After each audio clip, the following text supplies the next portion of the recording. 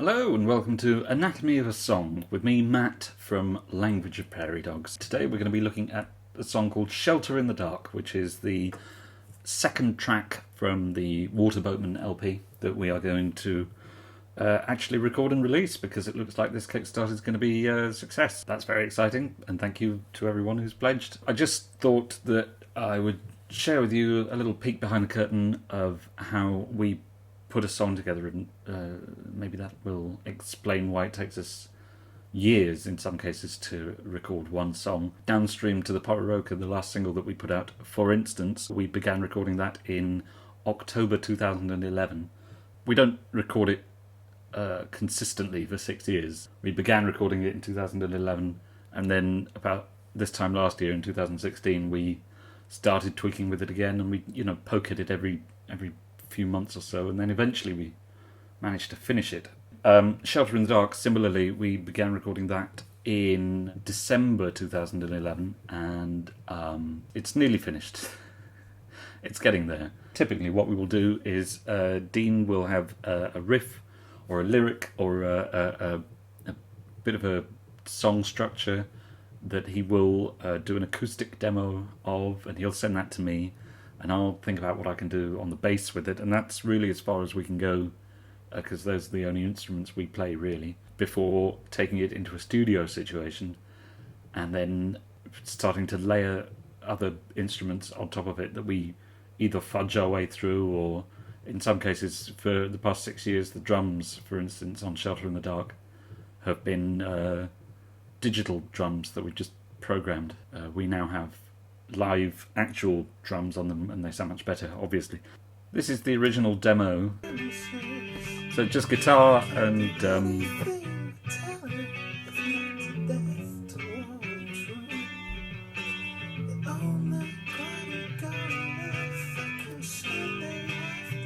guitar and singing from Dean. It's a little sketch, skip through it a bit here. Oh, that's alright. He sent me another version, actually, another different, exactly the same setup, but a very different flavour of the song, which I call the drone version, because it goes like this.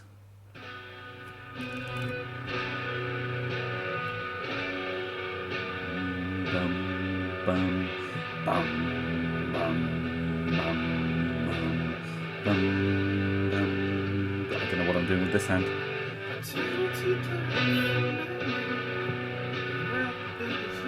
I actually like the drone version. It just goes on like that for 4.5 minutes. It's just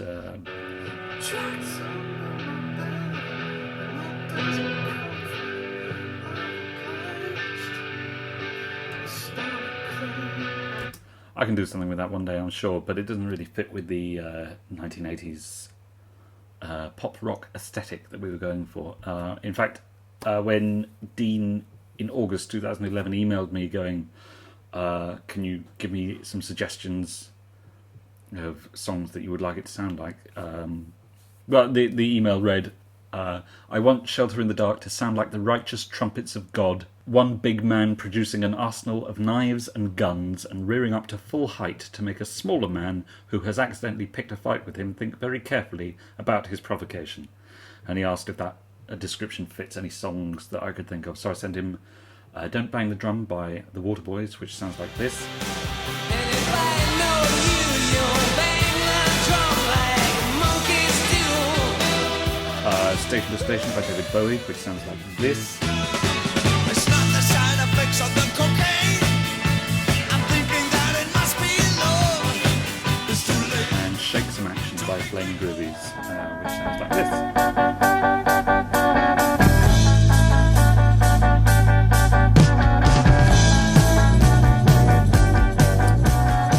So that was August 2011. By the time we came around to going into the studio for the first time to record this in December 2011, we did away with the demos. We'd gotten kind of a song structure laid out for it. There's no chorus, especially in this song. It's just a repeating, descending melody, and we had no idea really what the drums were going to sound like. We thought a bit a bit Waterboysy, so we put them on the offbeat, and they sounded like this. Can't do anything but tell it, if not to death, to all its own.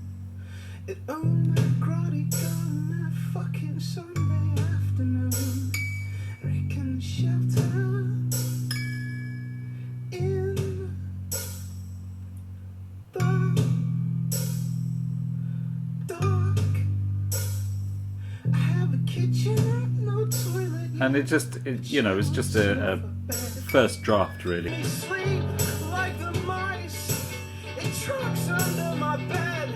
That doesn't comfort. I've obliged. It's alright. It doesn't really do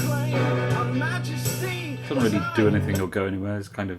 But then a week or so later, I went back into it with the guy who was producing us, and we took the drums off the offbeat and put them on the onbeat, and so it started to really sound a lot better at that point.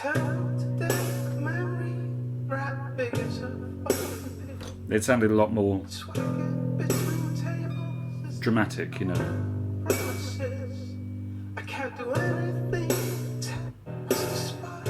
And I put some stabs of piano in there,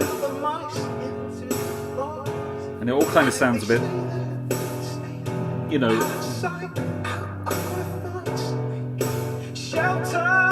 it sounds a bit like the tape has warped. It sounds a bit out of tune and a bit worn down. The edges of my vision should be still drifting with dreams, not crawling. So suddenly it starts to come together. It starts to sound, okay, there's something I can do with that. And that's still just bass, guitar, and fake drums, and Dean singing. So that, that started to get us excited. And then we left it for 2 months, and we came back 3 months. We came back in March of 2012 and started to... We turned everything up and layered things properly and just put a lot more... The edges of my vision should be still drifting with dreams. We put little, tambourines and trumpets and little hand claps and things. And then...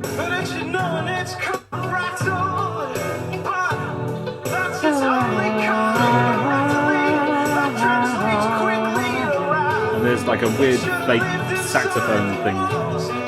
Oh god, there's a weird fake saxophone thing at the end that I was playing on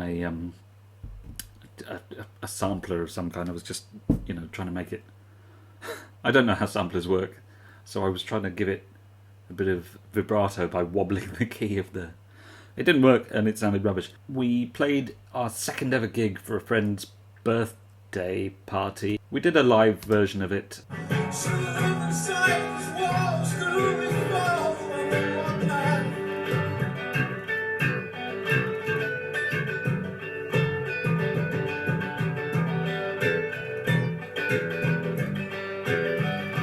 I quite like this guitar at the end of it, so we said that if we ever started recording it again, we'd incorporate this guitar line into the end of it, which we did do. We started work on it again in July last year, July 2016, with Chris from Hot Shorts, who is now producing us. And the ending is really where it comes together now. We've got so much layered on top of it.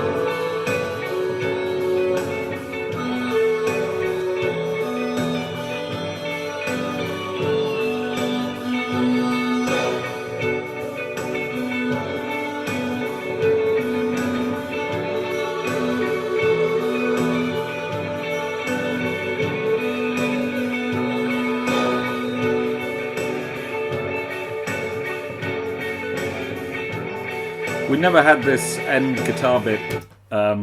With James, the whole thing just faded out after the fake saxophone solo.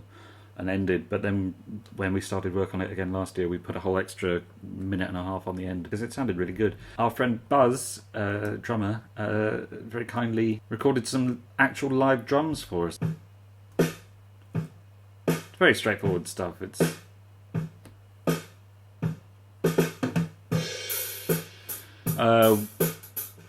We wanted the drums to sound a bit like the drums from Sledgehammer by Peter Gabriel. I wanna be your sledgehammer. Why don't you call my name?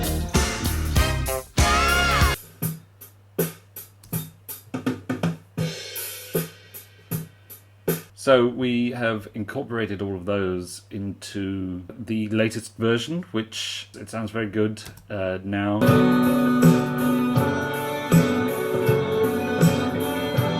The drums just give it a much warmer tone. Real drums give it a much warmer tone. It's very nice.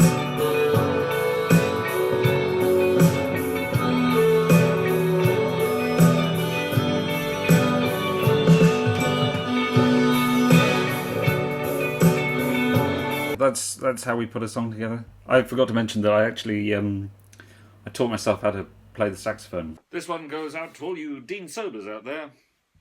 This is the Shelter in the Dark saxophone solo, attempt 907.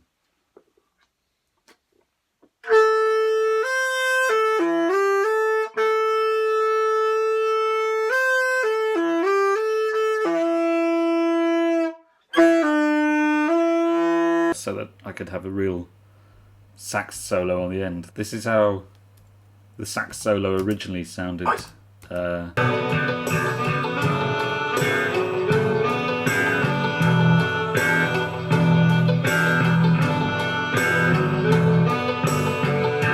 Whoa.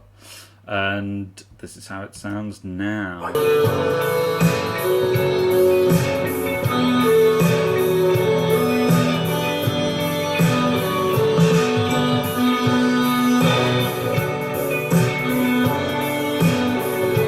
Any actual musician or saxophone player will be able to listen to that and go, "Oh, it's all out of tune," because it's slightly sharp and it's all out of tune. But I really like how it sounds. Like I said of the keyboard playing at the beginning, it all kind of sounds like a worn tape machine, and it sounds like everything's sort of, even though it's quite a high energy song, it sounds like it's running out of steam, and it's all sort of slightly out of tune, which I really think it, gives it a lovely texture. Anyway, that's Anatomy of a Song, and you will be able to hear Shelter in the Dark quite soon because we're going to release it as our next single. Da, da, da, da. There will be a proper announcement about that at the end of the week when the Kickstarter comes to an end. But in the meantime, thanks very much for watching, and here's a little video clip of Chris and I mixing a bit of Shelter in the Dark.